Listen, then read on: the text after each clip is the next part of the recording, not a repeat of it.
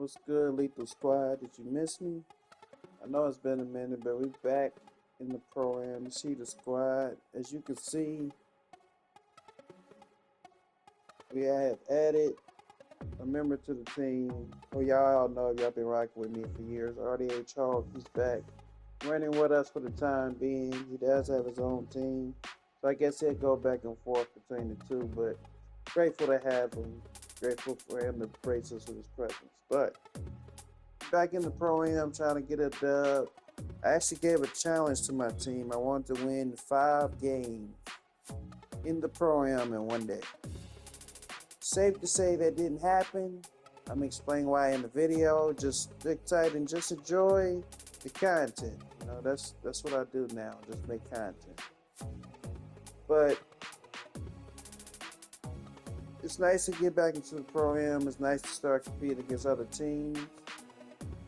I actually am on a mission. I want to play against Black Market. To me, I've been watching a lot of pro-am. I mean, obviously over the years, Liquid Gaming has probably been the best pro-am team year after year, in my opinion. But Black Market is led by the one and only Joe Knows. I'm not mentioning his name for clickbait or for clout or to try to get more views or anything. I won't even put his name in the title.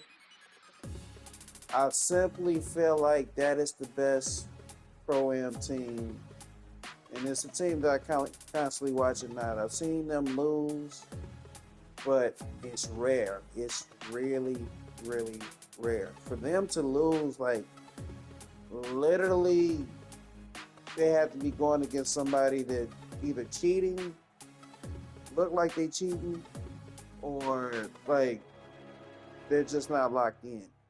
But it's like I said, it's rare. I've only seen them lose 3 times out the entire year. I know they probably lost more, but I've only seen, I'm watching them on a pretty consistent basis. I've only seen them lose 3 times. So the reason why I want to play them, though, if I feel like we play them and beat them just one time, I don't care if we play them 100 times and they beat our ass 99 times, even if they blow us out 99 times. If we beat them once, we're the greatest pro-am team of all time. The reason why I'm saying that is simple. We're not the meta. We don't play the way other teams play. I'm not even the type of point guard that's going to play like other point guards.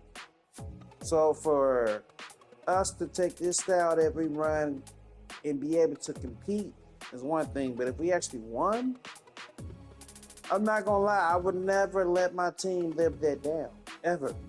Like, do y'all know what it means to be able to beat a team that good? You're talking about going against people that are pros at it. Like, they literally get paid to play the game. They're pros.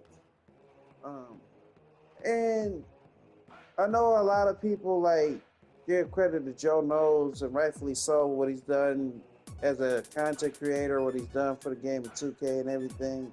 But to me, the best player on Black Market, in my opinion, the best 2K player I've watched play is Swag. Swag is the power forward. He streams on YouTube, and I'm throwing that out there because it's hard for me to find people, especially that's high up or that's not streaming on Twitch. So the fact that he does it on YouTube, I'm giving a special shout out to that. But to me, he's the best 2K player, period. Like, if you ask me who, you know, if I had to put a team together, like just a pro-am team, I would put Koza at the 1, even though he's more of a part guy. I would put Joe Knows at the 2. I would put Chad Beans at the 3. Swag at the 4. And I'll probably put Iggy Mo at the 5. And Iggy Mo is more of a powerful, but I'll probably put Iggy at the 5. And I know a lot of people that watch Black Market be like, why not Bauer? No, why not Bauer? In my opinion, I felt like if I ever went against Bauer, I could have like played my normal game just because he's so aggressive of a defender. And I tend to take advantage of that. I take advantage of the fact that you're being very aggressive. So I don't think I would have had a bigger problem against Bauer, but the collective group I would have had struggled with. But needless to say, I do. That's where I'm trying to get to. I want to get the team in position at some point to compete against some of these other top Pro-Am teams, maybe even enter in some of these leagues and tournaments. And if we do that, I just want one time to beat that team. Now, how do we get there? Simple. You win a lot of games, you get noticed, you build more chemistry, and as the chemistry grows, so it's the confidence. As the confidence grows, that's when you enter into the leagues and tournaments and see how good you really are. Obviously, there are a bunch of different leagues, a bunch of different tournaments that happen.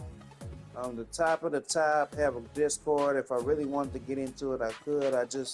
I don't push forward because I don't see enough consistency from the team, which is now we're at the point of the video where we're really going to get into it. So,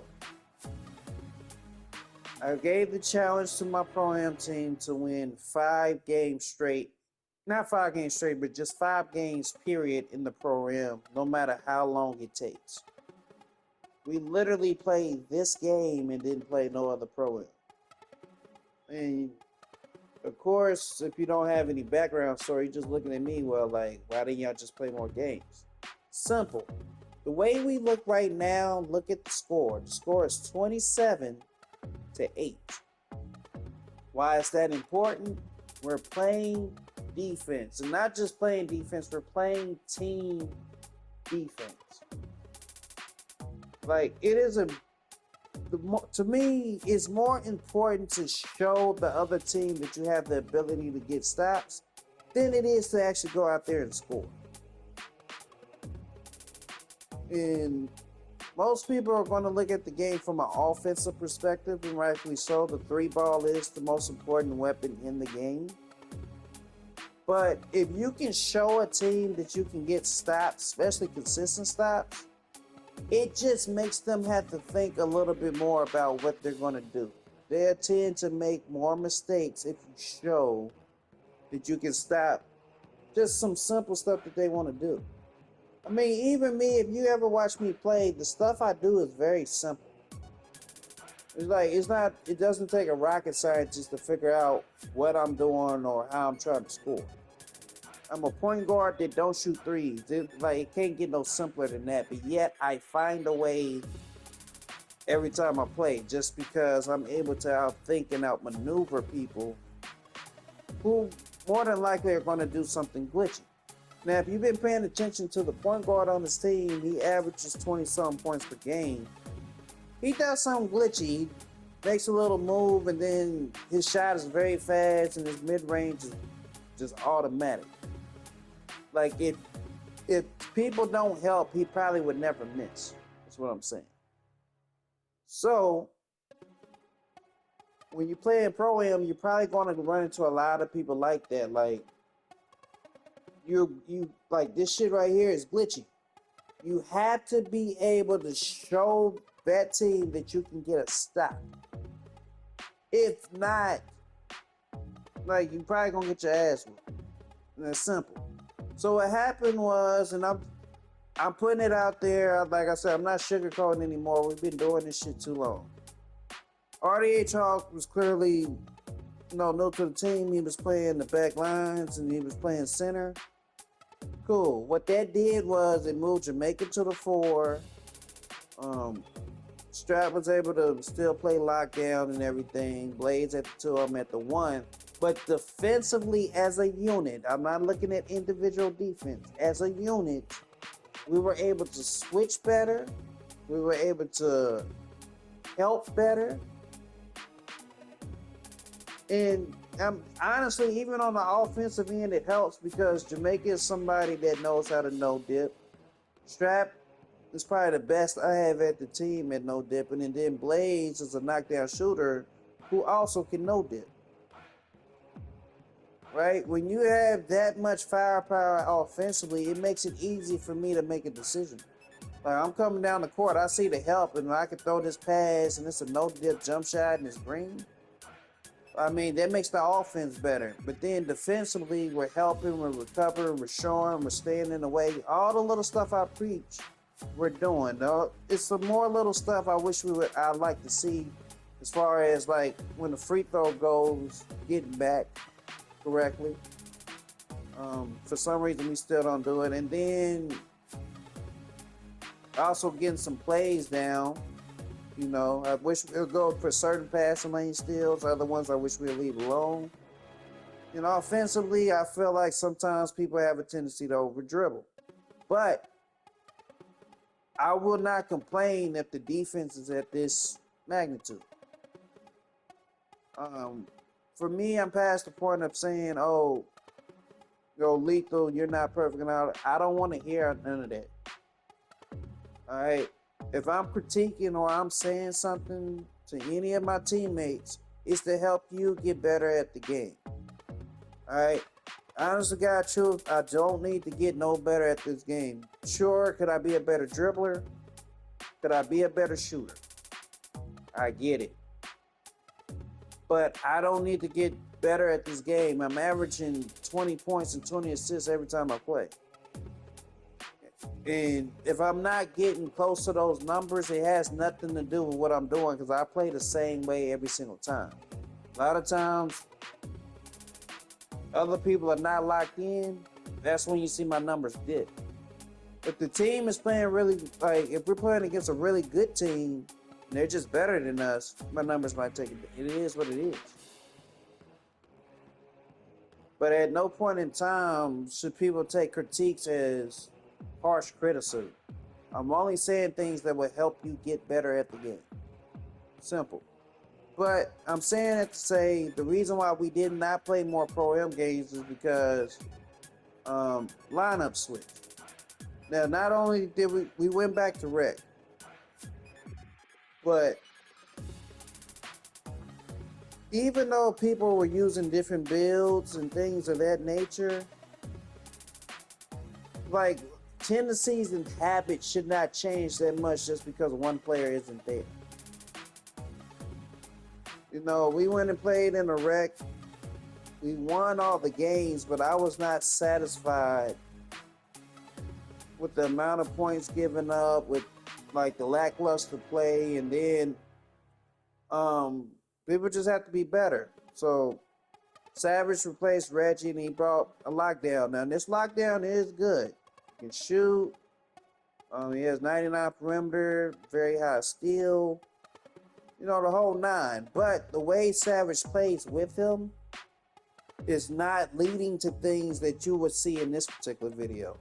Like what I want Savage to be able to do, if he's going to use a build like that, is you have to influence the game. And when you're playing defense, if you watch Strap, if you play defense a certain way, you're going to make the point guard put the ball in certain situations to where it can lead to passing lane steals, which leads to fast break points and things of that nature. When we was playing, it's not to say that he was doing a bad job of it, but the way he played it did not lead to those things. Right? A lot of times,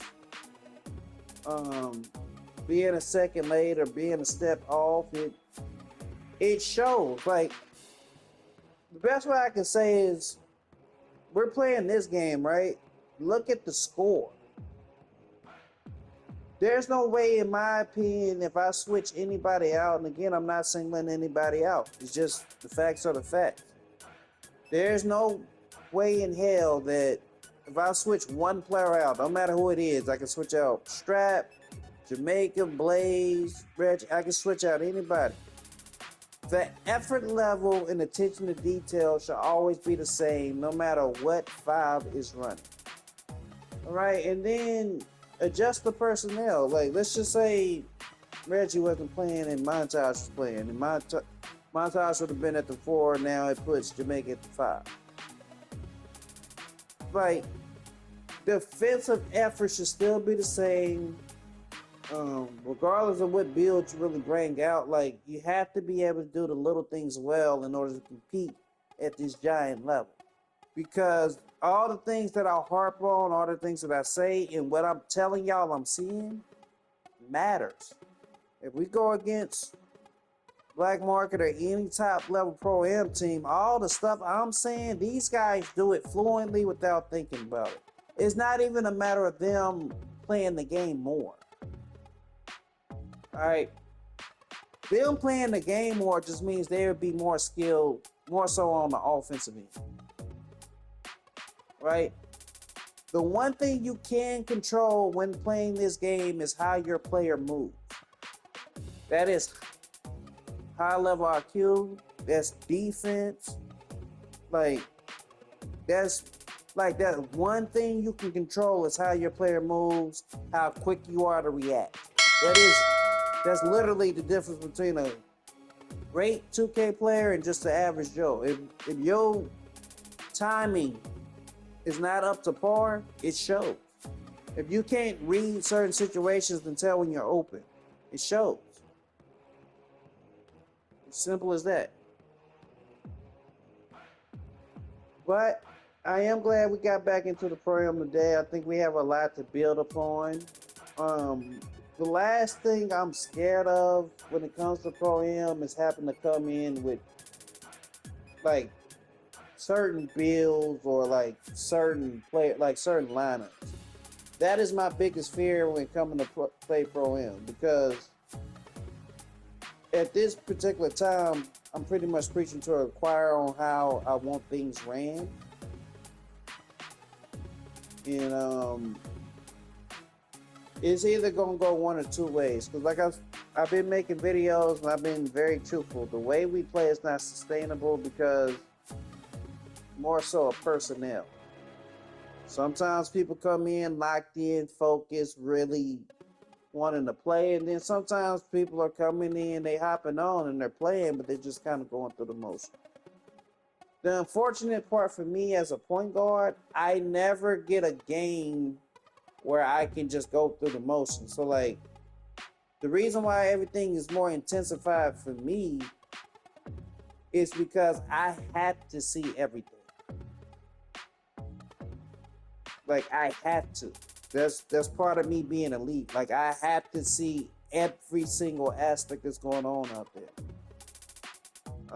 And then it's getting to a point where sometimes I'm sitting there playing and something that continuously get open. And I'm asking the team like, what's going on? Why is that getting open? And then it still get open after that. At that point, I'm literally saying out loud, I don't understand what's going on. If I'm saying I don't understand how something could get, that means you're not locked in, you're not playing hard enough. Right? Like everything got laid out to this point, it should be simplified. Like switching should be simplified. You should understand how to do it. I understand we're not going to be able to stop at every single point. We're never going to hold a team to zero. I'm not naive. And a lot of times, like, we'll do something right and they'll still score. And I still tell the team, hey, that was good reach. That was a good steal. I like how you played that. Good job. Like, I still say that if you do it right. Like, it shows. When you play against these great teams, sometimes you can do everything right and they'll still whoop your ass just because they better. I won't get mad at them. Right? If somebody can throw it to the corner, like that shot right there, I feel like that's great defense. But they knocked it down. It is what it is. You know, and I still tell the team, hey, that was great defense. It's just a better shot. If somebody continuously no-dipping right in your face, you can't really do much about that. All you can do is start jumping at it, but like people are very smart. They catch you jumping one time. Now they do the little Devin Booker and get them a mid-range. Like you got to pick your poison at this game, but it's a part of getting better. Simple. Today's results, though, I'm pretty happy with. Like I said, although we didn't play as well as I wanted to kind of get back in here after this particular game, I was happy with the fact that we did win every single game.